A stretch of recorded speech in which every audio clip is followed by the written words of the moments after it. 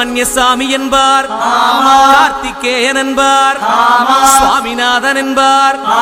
முக அமுதன் என்பார், பாலசுப்பிரமணியன் என்பார், கருணாகரன் என்பார், கதிர்காம கந்தன் என்பார், கதிர்வேல சுவாமி என்பார், சேனாதிபதி என்பார், கதிர்வேலன் என்பார், பரமகுரு என்பார், முத்துக்குமாரன் என்பார், சூரனை கூறு போட்டவனாம்,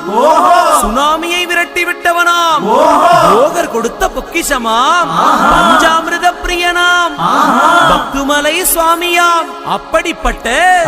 முருகனவன் ரொம்ப ரொம்ப சின்னவனா சுவாமி, சின்ன சின்ன